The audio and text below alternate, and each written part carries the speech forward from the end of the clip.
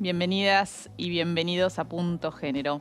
Mira, hoy en el programa vamos a arrancar contándote sobre el caso de Beatriz, un caso que se empieza a tratar este miércoles y jueves.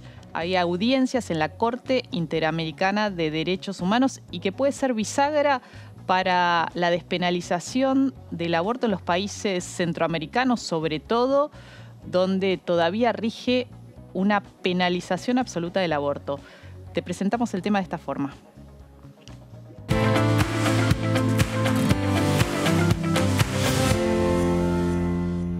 Por primera vez, la Corte Interamericana de Derechos Humanos se pronunciará sobre la prohibición absoluta del aborto en la región. Lo hará en el caso de Beatriz contra el Estado de El Salvador, uno de los pocos países donde el aborto está penalizado sin excepciones. Las audiencias se desarrollarán este miércoles y jueves en la sede del Tribunal Interamericano en San José, Costa Rica, y se espera que el fallo se conozca hacia fin de año. Beatriz tenía 22 años cuando reclamó en 2013 un aborto terapéutico porque su vida corría riesgo con el embarazo que cursaba, pero se lo negaron. El caso llegó a la Corte gracias al accionar de organizaciones feministas, quienes exigen que se condene al Estado salvadoreño y se apliquen medidas de no repetición, con el objetivo de generar cambios en la legislación. Hoy, en Punto Género, analizamos la llegada del caso de Beatriz a la Corte Interamericana de Derechos Humanos y sus consecuencias en la región.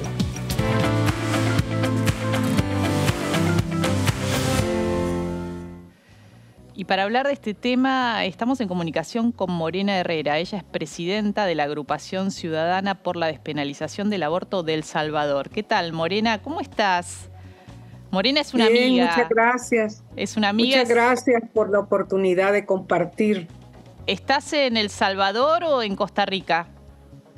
Estoy en Costa Rica. Estamos preparándonos ya para la audiencia de Beatriz, que empieza el 22 y el día 23 concluye.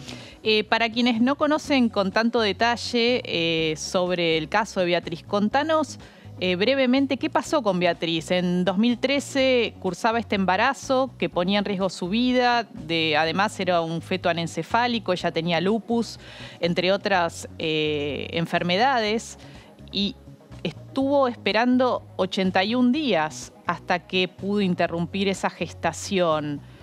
¿Qué pasó con Beatriz? Bueno, Beatriz era una muchacha muy joven, 22 años tenía un niño que había nacido prematuro y al que ella quería cuidar.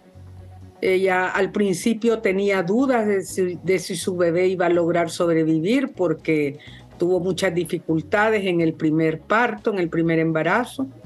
Y en el segundo embarazo, ella sufre una crisis lúpica por el lupus que padecía otras enfermedades relacionadas como afectación renal, una artritis reumatoidea juvenil. Esto se le manifestaba con fiebres, con llagas en la piel, se le sobreinfectaron y va a pasar consulta al hospital con la sospecha de que estaba embarazada y le confirman el embarazo, pero en la semana 12 del embarazo le detectan que se trata de un embarazo con complicaciones, que la criatura no va a desarrollar cerebro ni cráneo y que no tiene posibilidades de sobrevivencia fuera del útero. En ese marco, Beatriz pregunta, ¿y qué es lo que más me conviene? Los médicos le informan y le plantean que el tratamiento más recomendado es la interrupción del embarazo. Entonces ella pide la interrupción del embarazo y los médicos le dicen, nosotros creemos que es el mejor tratamiento, pero no te lo podemos realizar por la ley. Te van a meter presa a vos y nos van a procesar a los demás. Déjame hacer una aclaración, ¿no? Que en El Salvador, como otros países como Haití, Honduras, República Dominicana y Nicaragua, el aborto está criminalizado siempre. No están previstas excepciones, ni siquiera cuando está en riesgo la vida o la salud de la mujer, o es un embarazo producto de una violación, o como en este caso además se trataba de un feto anencefálico que no tenía posibilidades de sobrevida, el pronóstico era muy claro. Aún así le dijeron que no. Exactamente. Ella, digamos, padecía dos de las circunstancias en las que tradicionalmente los países aprueban pues la interrupción del embarazo, porque tenía enfermedades que se agudizaban con el embarazo y que ponían en riesgo su salud y su vida, y además el embarazo anencefálico, que no solo no tenía posibilidades de sobrevivencia, sino que también le afectaba a nivel de salud emocional y salud física. Entonces ella pide la interrupción del embarazo y se la niegan. Y en ese marco llega a nosotras la noticia, a nuestra organización. Nosotras averiguamos, preguntamos a ella si ella conocía el diagnóstico y si estaba de acuerdo ella y su mamá con ese diagnóstico. Nos dicen que sí y le preguntamos si quiere que le apoyemos. Entonces hicimos gestiones inicialmente discretas en el hospital para que le practicaran el procedimiento de interrupción del embarazo y nos dicen que no. En ese marco apoyamos a Beatriz para presentar un amparo ante la Sala de lo Constitucional de la Corte Suprema de Justicia y le alargan el proceso. La sala pide un peritaje de un instituto de medicina legal que en ese tiempo era presidido por un señor que ya había expresado opinión contra las posibilidades de aborto en general y de aborto en específico de Beatriz, pero aún así le confían el peritaje forense, y es un peritaje muy amañado. Llama a gente que no tenía que ver con el proceso de atención de Beatriz, a pesar de que había un comité médico de 15 especialistas del Hospital Nacional de Maternidad que habían firmado que era lo que mejor convenía a Beatriz. Nosotras, ante esta situación, pedimos medidas cautelares a la Comisión Interamericana de Derechos Humanos. Estas se le otorgaron, sin embargo, no logran mover la voluntad política del gobierno y le siguen impidiendo el aborto a Beatriz. Y luego, bueno, hacen una audiencia constitucional. Casi no, era la primera vez que hacían audiencia para temas constitucionales, duró 2 días también. Aquí Beatriz se presenta con los abogados que nosotras habíamos contratado y también con los médicos que estaban demandados, el director del hospital y el médico tratante, que nosotras le demandamos para que les permitieran hacerle la interrupción a Beatriz. Pero aún así no le dan permiso, no le dan la autorización. Entonces pedimos medidas provisionales a la Corte ya, que son otra escala, otro nivel de medidas. El 28 de mayo del 2013, la Sala de lo Constitucional le responde a Beatriz de manera negativa ante el amparo, pero al día siguiente la Corte aprueba las medidas provisionales. La Corte Interamericana, ¿no? Es la Corte Interamericana. O sea, sí, la Corte Interamericana. Finalmente pasaron 81 días con este embarazo de riesgo hasta que le practican esta cesárea temprana, nace la criatura y le practican una histerectomía y la llevan al extremo, pues porque todo esto le implicó una operación invasiva, pérdida de sangre, estuvo 5 días en cuidados intensivos. En efecto, la criatura que estaba gestando nació en ese parto, en ese marco, y duró 5 horas, no tenía cerebro, no tenía tremendo cráneo tampoco. Digo, tremendo que se haya sometido a esas, son tratos inhumanos, ¿no? Comparables con la tortura. Y ahora, Morena, brevemente te pido que nos expliques qué es lo que se va a desarrollar en estas 2 audiencias previstas para miércoles y jueves. es un juicio contra el Estado de El Salvador por las violaciones de los derechos contra Beatriz. ¿Qué se puede esperar de su resolución, de su pronunciamiento, que se presume que podría ser hacia fin de año, ¿no? Bueno, ahí los jueces van a escuchar a las organizaciones representantes, la mamá va a declarar, la mamá de Beatriz, y también el médico tratante, son los testigos que nosotras como organizaciones representantes llevamos, y va a escuchar también al Estado. El Estado tiene posiciones que yo, para decirlo suave, son ridículas. Dicen que en El Salvador no hay penalización absoluta del aborto porque hay un artículo de eximentes de responsabilidad penal generales, pero que no aplican en los casos de aborto, porque este artículo es como el de defensa propia. Ese artículo se aplica cuando ya la gente ha cometido un supuesto delito, pero las mujeres por aborto no piden el permiso, la autorización antes, y los médicos también, no quieren verse procesadas. La otra posición del Estado es que Beatriz no enfrentaba un riesgo de vida, que le dieron el mejor tratamiento también, dicen. Incluso se atreven a decir que ellos no acreditan que Beatriz viviera en situación de pobreza. Ahora, Morena, ¿qué es lo que puede decir? ¿Por qué es importante el caso para la región? Bueno, porque hay una carta, una convención americana de los derechos humanos, y la penalización del aborto, la penalización absoluta del aborto, es contraria a los derechos que reconoce la convención. Entonces nosotras aspiramos a que la Corte le diga al Estado de El Salvador: usted no puede seguir aplicando una legislación y unas políticas que son contrarias a la Convención Americana de Derechos Humanos. Y El Salvador tendrá que asumir posturas legislativas, legales y también políticas que hagan posible que las mujeres se nos reconozca los derechos en el marco de los estándares internacionales de derechos humanos. Bueno, Morena, vamos a estar... que se repare a la familia de Beatriz. Vamos a estar muy atentas siguiendo estas audiencias y sobre todo apoyando el reclamo de justicia para Beatriz.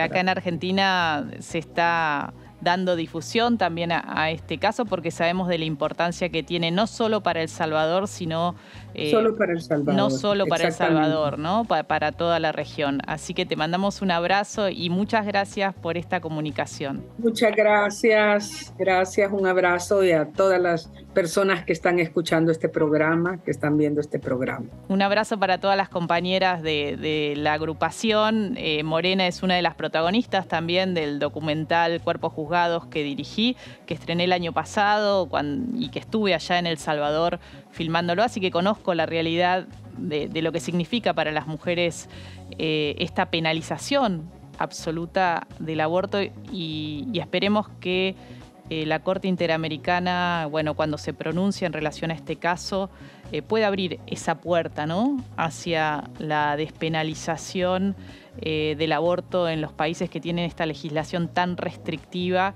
y que vulnera los derechos de las mujeres y otras personas con capacidad de gestar. Vamos a una pausa y ya volvemos con más Punto Género. No te vayas.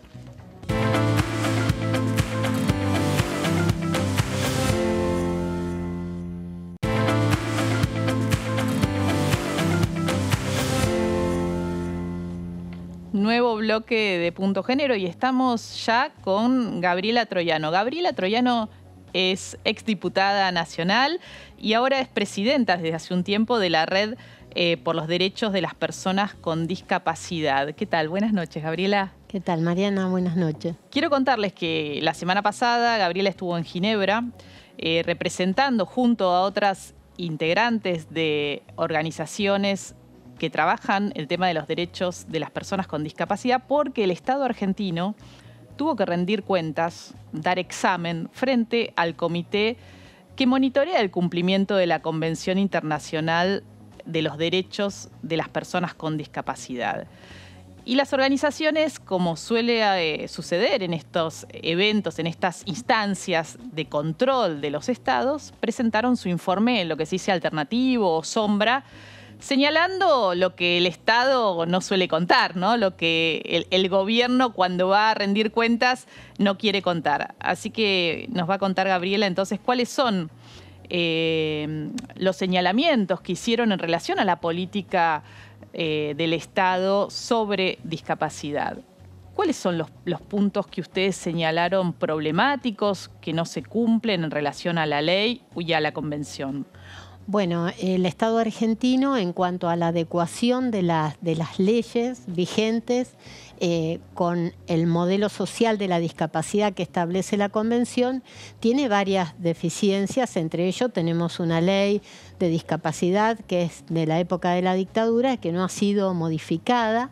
Entonces, de la época de la dictadura, justo se cumplen 40 años en esta semana, ¿no? Exactamente. Y la preocupación de que tampoco el presidente, en el inicio de las sesiones ordinarias de la Cámara, ahora hace poquito, tampoco mencionó la importancia de sancionar esta ley. ¿Y por qué es importante modificarla? Más allá del contexto en el cual se redactó, ¿no? Sí, hay muchos aspectos que continúan el modelo médico, ¿no? En este criterio de que las personas con discapacidad tienen que ser adecuadas a un determinado patrón. Y en realidad la Convención lo que establece es que lo que tenemos que eliminar son las barreras que impiden a las personas con discapacidad desenvolverse en la sociedad como cualquier otra persona. Claro, es cambiar la mirada. Exactamente, es ¿no? Cambiar la mirada. A ver, por ahí pienso como un ejemplo muy simple. Es hacer las rampas, ¿no? Para que las personas puedan trasladarse, suponiendo que tienen dificultades motoras, claro, que puedan trasladarse con autonomía en una calle, ¿no? Por ejemplo, con el tema de las mujeres con discapacidad, que son ciegas y requieren ver un prospecto, vos vas a ver que no tenés braille ni en los medicamentos, ni en un explicativo para utilizar, no sé, un anticonceptivo. Digamos, hay cuestiones básicas que segregan a las personas con discapacidad y que no, digamos, no las incluyen, digamos, o sea, las excluyen. Entonces, esto es lo que brega el modelo. Por ejemplo, una de las cuestiones que la ley establece es la asistencia domiciliaria, con el entendimiento de que las personas con discapacidad no se tienen que mover del hogar. Todo claro, lo contrario con lo que plantea la Convención sobre los Derechos de las Personas con Discapacidad, que establece la vida en la comunidad, los aportes que se pueden hacer. Fíjate que el Estado argentino tiene por ley un cupo laboral en lo estatal del 4% y no llegamos ni al 1%. No se cumple. No se cumple. Hacen una política pública como es el potenciar trabajo, tampoco estamos. Cuando se hace, no sé, el equiparar para mujeres, tampoco se contemplan a las mujeres con discapacidad. Se hace el censo, no hay mirada interseccional en el censo. No se registra en el censo las personas que tienen discapacidad, no tienen que dar cuenta de esta situación. Exactamente. Y bueno. ¿Y para qué sería importante que se contabilizaran, por ejemplo? Y es importante porque la política pública tiene que reflejar las necesidades de la sociedad. Entonces, cuando nosotros vemos que hay 6 millones aproximadamente de personas con discapacidad y solamente 1,5 millones tiene certificado único de discapacidad, vemos 4,5 millones de personas que no están accediendo a los tratamientos, a las rehabilitaciones, a la educación, a los apoyos. En Argentina no hay una ley de apoyos que establezca la asistencia para aquellas madres con discapacidad que quieran maternar y requieran apoyos, o para aquellos niños y niñas que tienen que estudiar y requieren apoyos. Bueno, todo esto es algo que el Estado Nacional tuvo que dar cuenta, ¿no? La necesidad de más juntas evaluadoras de discapacidad, con unificación de criterios, con juntas que no pidan... ¿Las juntas para qué son? Las juntas evaluadoras de la discapacidad son las que otorgan el certificado, que tienen que tener la perspectiva de la mirada social y no solo la perspectiva médica. Entonces, muchas veces son burocráticos o piden estudios médicos innecesarios, porque si una persona tiene una enfermedad, una patología que es de origen genético, no lo va a modificar. Entonces no tiene sentido que se lo vuelvas a pedir cada vez. Sí tenés que ver otras cosas, el lugar donde vive, si es usuario de silla de rueda y vive en calle de tierra, si requiere un apoyo para poder acceder al trabajo, Bueno, y otra de las cuestiones que también es muy importante es el tema del acceso a las políticas públicas de orden social, donde para poder acceder a una pensión no contributiva, la persona se le evalúa por la incapacidad laboral. Entonces, no se le da trabajo por un lado y por el otro lado, cuando la persona busca una forma de sobrevivir, se le pide que se lo declaren incapaz. Es realmente, en cuanto a cualquier tratado de derechos humanos, la dignidad inherente como ser humano está totalmente en juego acá, ¿no? Es como invisibilizada la problemática, ¿no? Muy invisibilizada. No entra en la agenda política. Exacto, es una barrera actitudinal.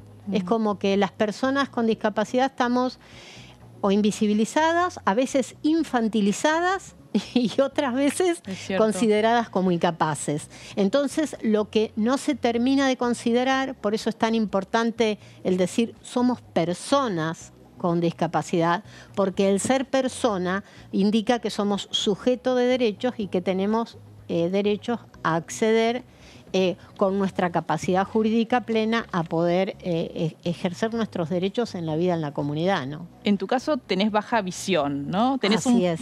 Te movés con un bastón verde, que es el que identifica a las personas. ¿Con qué barreras te encontrás en la calle, en los medios públicos de transporte, en tu vida cotidiana? Bueno, todo, porque comunicacionalmente es común ir a un banco y encontrar todo escrito, entonces si no te hablan, no sabes... Ves muy poquito. Claro, para las personas y con anteojos tampoco... no te alcanza, digamos. No. Digo para entender... Exacto, tengo anteojos. Ustedes no me los ven, pero son lentes de contacto, sí. Que eso lo que me permite es tener un poquito de visión periférica. Bien. Solamente del ojo izquierdo no veo el ojo derecho muy poquito. Bueno, esas son barreras muy importantes en cuanto al transporte, por ejemplo, que no te paren. Si vos no estás en la parada con alguien que te avise que viene el colectivo, como no están capacitados en general los choferes, no se van a detener. No se dan cuenta. Claro, como los micros además no tienen pisos bajos, se dificulta el acceso no solamente en este caso de personas con discapacidad, de niños, de adultos mayores. Hay muchas barreras que lo que establece la Convención es el modelo universal, ¿no? Para que todos puedan acceder. Y una de las cosas planteadas en el seno de este comité que evalúa el seguimiento de la Convención fue también el tema de un decreto que está declarado anticonstitucional en Argentina, que tiene que ver con el transporte, el decreto 118 del año 97, que establece un cupo de límite de personas con discapacidad que pueden ir por micro, ¿no? O por bus. ¿En corta y larga distancia? Sí. Esas son algunas de las cuestiones. Por ejemplo, también está vigente el decreto 432 del año 2006, en donde se colocan restricciones de indigencia e incapacidad para acceder a una pensión por discapacidad. Esto el comité en el año 2012 ya lo señaló como que debía ser modificado y al día de hoy se ha modificado en algunos aspectos, pero no en lo esencial, que es la incompatibilidad con el trabajo y la incompatibilidad con el depender de tener familiares y ser evaluados esos familiares si sus recursos alcanzan o no alcanzan, ¿no? Uno de los aspectos que leía que señalaron en este informe sombra presentado ante el comité que hace el seguimiento de la Convención derechos de personas con discapacidad es que me llamó mucho la atención mujeres que están en instituciones que habitualmente sufren situaciones de abuso sexual. De abuso sexual. Y violencia. Son, en general, lo que oculta es... hay esterilizaciones forzadas en Argentina. No se conocen porque tienen que ser denunciadas. En general, habilitan a la esterilización los representantes o familiares que, diciendo que es lo mejor para ellas, se practica esa esterilización. Entonces, con lo cual se oculta el abuso porque no van a quedar embarazadas, ¿no? Esto es común en Latinoamérica, fue denunciado. Argentina sanciona una ley en el 2021, producto de la movilización de organizaciones de discapacidad, pero es a partir de los 18. Bueno, la política pública... La no esterilización forzada. Claro, que tiene que ser con el consentimiento de la persona. Claro. Hubo juicios en Argentina donde mujeres, por ejemplo, una mujer sorda fue esterilizada diciéndole que era para no tener más su menstruación. Por supuesto que no es así. La mujer sigue menstruando, pensó que había sido no efectiva esa operación. Cuando quiere formar una familia y tener hijos, después de muchos tratamientos, el médico se da cuenta que tiene ligadas las trompas. Entonces ella no era consciente, fueron sus familiares quienes lo firmaron, ¿no? Entonces es una acción que es considerada tortura porque la imposibilitaron de ejercer lo que en el artículo 23 de la Convención establece como el derecho a formar una familia, a maternar, a tomar sus propias decisiones como persona, ¿no? Sin duda es un tema que necesitas atención, ¿no? Y atención, que sean escuchadas las organizaciones en el Congreso para ir ajustando estas legislaciones, adaptándolas a los derechos humanos de las personas con discapacidad, dejando de lado este paradigma asistencialista, podríamos decir. Médico asistencialista. Médico asistencialista que rige desde la época de la dictadura. Muchas gracias, Gabriela. Gracias, Mariana, por visibilizar la situación y gracias siempre. Bueno, y nosotras y nosotros seguimos así, en Punto Género.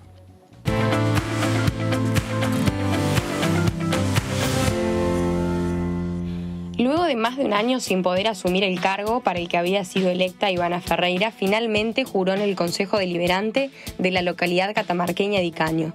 Ferreira debía asumir en diciembre de 2021, pero diversas maniobras llevadas adelante por el intendente Franco Carleta y su tío Pío Carleta, senador provincial, impedían que el hecho se concretara. Meses atrás, incluso, habían dispuesto que la banca de la actual concejala fuera ocupada por un primo del actual intendente, que también enfrenta una causa por lesiones agravadas contra su hija de 7 años y está acusado de abusar sexualmente y golpear a su exesposa. Días atrás, el Movimiento por la Igualdad Catamarca había emitido un fuerte comunicado repudiando el hecho, en el que denunciaban un sistema patriarcal, machista, enquistado institucionalmente, y donde sostenían que no permitir la asunción de la concejala demostraba el uso abusivo del poder político con la sola pretensión de disciplinar. Hoy, en Punto Género, escuchamos a Ivana Ferreira, la concejala catamarqueña que finalmente logró asumir su cargo.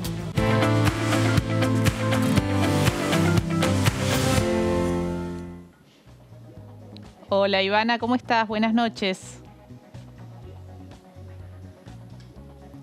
¿Nos escuchás? Parece que no nos está escuchando, ¿no? A ver si podemos chequear. Vamos a ver si podemos retomar el contacto. Hacemos un brevísimo corte para ajustar y ya volvemos.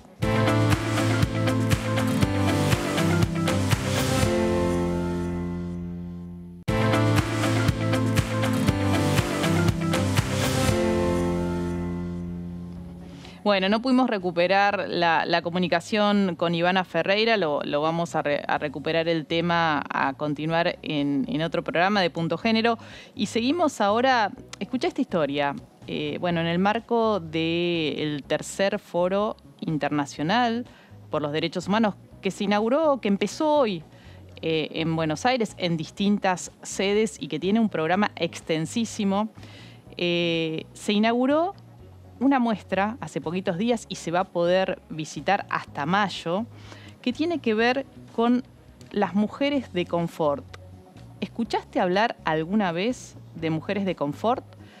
Bueno, son mujeres en su mayoría coreanas. Ahora estamos con una súper especialista que nos va a contar de qué se trata. Esta muestra se llama Para no volver, mujeres de confort coreanas en la diáspora y que han sido durante la Segunda Guerra Mundial esclavizadas sexualmente por el imperio japonés en los territorios que iba ocupando, secuestradas en algunos casos, raptadas, llevadas a China para satisfacer sexualmente a los soldados y oficiales del ejército japonés.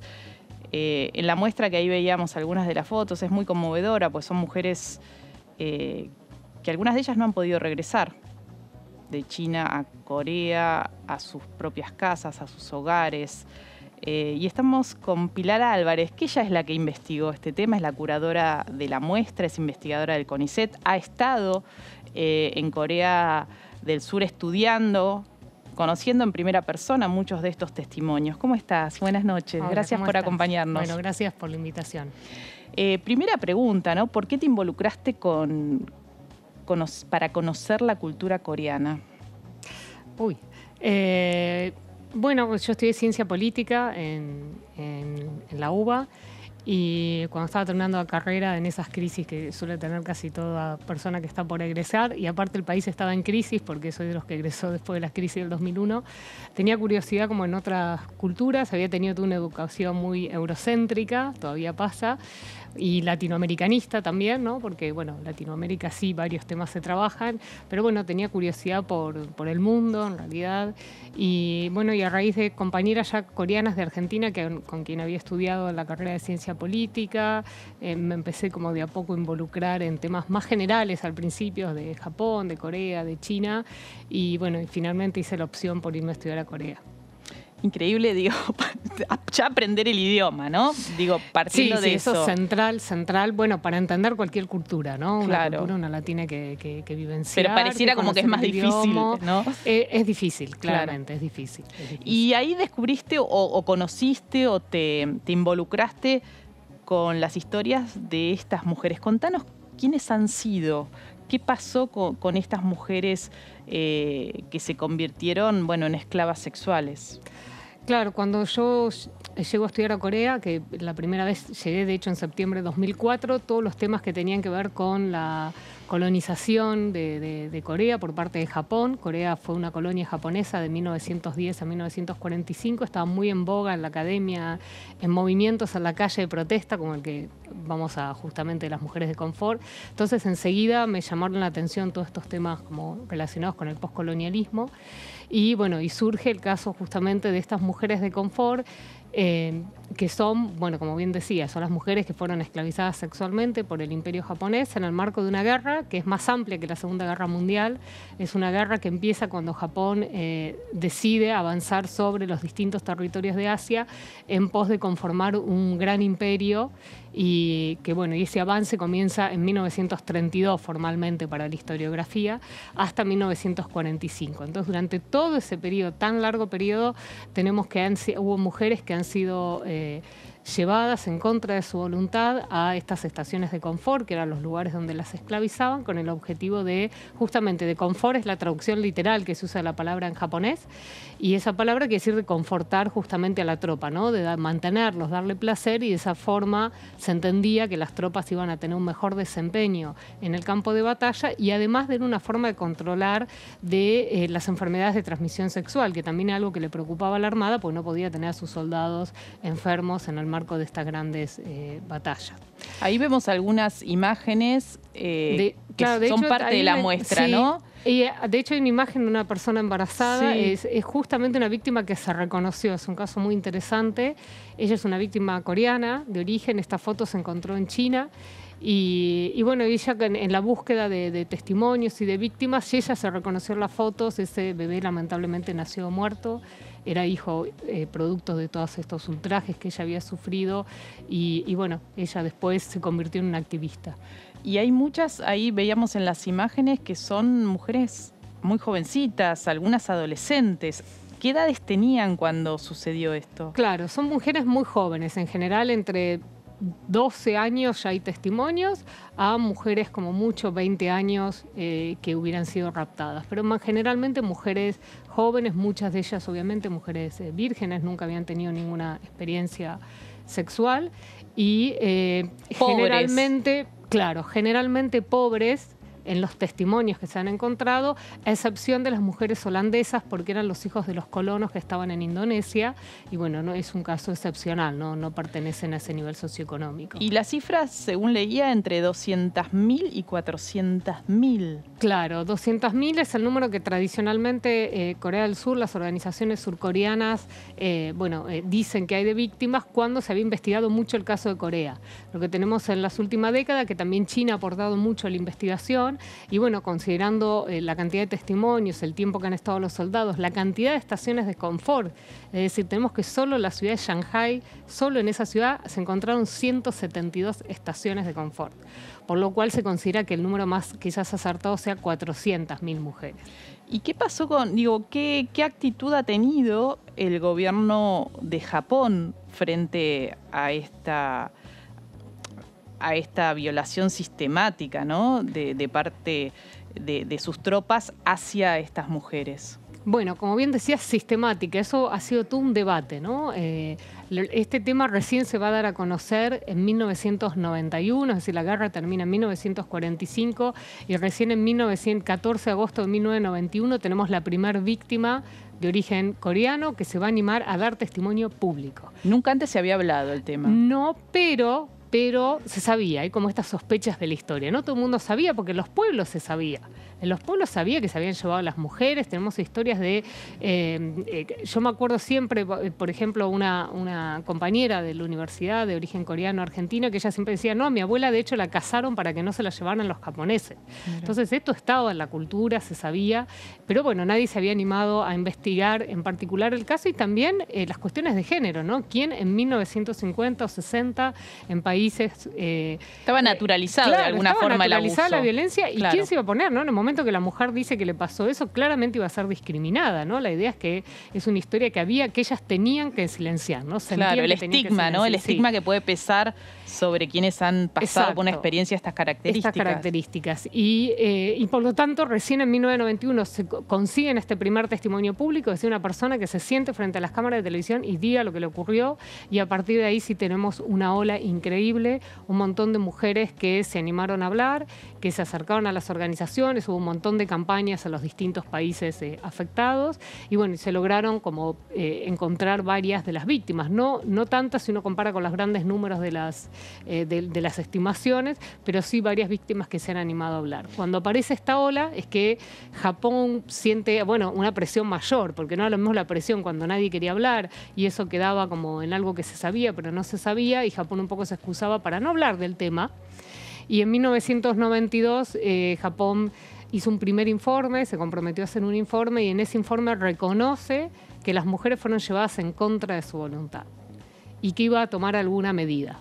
Y esa medida que toma es en 1995, que fue uno de los pocos momentos en la historia de la democracia de Japón donde no gobernaba el partido político que gobierna en la actualidad, que es el PLD, que es un partido conservador, que gobierna prácticamente de manera ininterrumpida. Tenemos justo un pequeño ahí interregno donde va a gobernar otro partido que se había comprometido con esta causa y propone un fondo para asistir a algunas víctimas. Y este fondo fracasa en la negociación.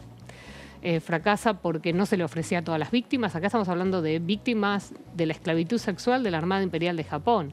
Más, no importa, son chinas, coreanas, claro, japoneses. Bueno, ellos no querían negociar con todos los países, por lo tanto era difícil. Y además, lo más importante, ¿no? También ellos no están en búsqueda de dinero, que parecía una confusión al principio, ¿no? Ellos quieren un resarcimiento profundo, ¿no? Que esta causa se estudie en las escuelas, que esta causa se conmemore, que la gente conozca reconozca, bueno, todo lo que serían las políticas de memoria, y eso era muy difícil de negociar, ¿no? Imposible de negociar, Japón no estaba dispuesto, y a partir del fracaso de esa propuesta, nunca más hubo una propuesta hacia hacia distintas víctimas. Simplemente en el 2015 hubo un acuerdo firmado entre el gobierno de Corea del Sur y Japón, bajo una presidencia en Corea del Sur conservadora y bajo la presidencia de Shinzo Abe, que es el primer ministro fallecido hace poco, asesinado. Ambos conservadores que firmaron un acuerdo donde proponían pagarle a las víctimas y que con eso había que terminar de hablar del tema. Aún peor, ¿no? Es decir, no solo no nos escuchan, van a decir las víctimas, sino que nos quieren callar. Claro. Y bueno, obviamente vuelve a fracasar y no ha habido ninguna posibilidad de negociar una política. Nunca se sentaron con las víctimas a la mesa de negociación. Increíble eso, ¿no? Y contanos de la muestra. Estuve yo en la inauguración la semana pasada, muy conmovedoras, pues son imágenes de mujeres muy grandes, que tienen 80 y pico de años y que han fallecido ya. Sí, tenemos una muestra que de hecho es un fotógrafo japonés que ha trabajado en estas organizaciones y nos presenta 4 historias de mujeres de origen coreana que fueron justamente raptadas en contra de su voluntad, esclavizadas en China y que no pudieron volver, ¿no? Por eso la muestra se llama Para no volver. Una vez que fueron llevadas, nunca pudieron volver por todos estos motivos, desde económicos a personales, a la vergüenza. Quedaron viviendo en distintas ciudades de China. En distintos lugares de China, sí, desde lugares del interior, más campesinos, a ciudades como Shanghái. Y bueno, y van a quedar ahí todas sus vidas y él las va a presentar desde su vida cotidiana, de qué han podido hacer con sus vidas cotidianas, ¿no? Se han casado, no se han casado, tienen familia.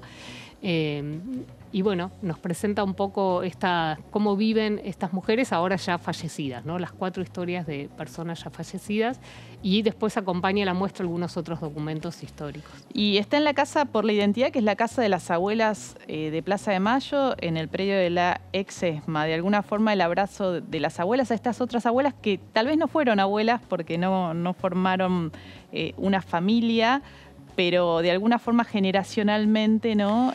Son abuelas, porque me sí. gusta justo que lo menciones, porque en coreano se les dice halmoni, que quiere decir abuela. Y más allá de que hayan tenido nietos o no. Y claro, más allá, generalmente cuando hay hijos de por medio, siempre son hijos adoptivos, ¿no? En la mayoría de los casos, pero se las llama abuelas en la manera respetuosa, y en otros países de la región también se les dice abuelas como una forma cariñosa y respetuosa. Y bueno, y estas mujeres que, como van a ver en la muestra, son mujeres que son muy pobres, que han tenido una vida pobre también, una vida muy dura también, porque el siglo XX ha sido muy duro en todos estos países, de mucho trabajo, mucho sacrificio. Hoy se convirtieron como en este emblema de mujeres fuertes, de mujeres que han resistido, de mujeres que han logrado que sus historias sean escuchadas, y de alguna manera todos los que van a verlas y que van a las protestas que hay en Corea del Sur las sienten abuelas, ¿no? Las sienten partes de sus vidas. Hay protestas, y con esto cerramos, todas las semanas, ¿no? Todas las semanas, todos los miércoles de 12 a 13 del mediodía, porque en Corea se come a las 12 del mediodía, es mucho más estricto que acá, todo el mundo come a las 12, y de ahí surge la idea que había que manifestarse frente a la Embajada de Japón al horario que la gente común, que por ahí desconocía esta historia, sale justo a comer, entonces podía ver la protesta. Tantos años, ¿no? Para pedir una reparación, para pedir memoria, verdad y justicia, justamente en esta semana se cumple el 24 de marzo, este aniversario del inicio de la dictadura militar en la Argentina, ¿no? Y son entonces estas otras historias que traemos a este programa, y podés visitar la muestra. Está de lunes a viernes hasta las 18 horas ahí en el predio de la ex-ESMA, Para no volver, mujeres de confort coreanas en la diáspora. Muchas gracias. Bueno, muchas gracias, Pilar, por el espacio. Y bueno, nosotras y nosotros nos despedimos, como siempre, hasta la semana próxima con más Punto Género. Chau, buena semana.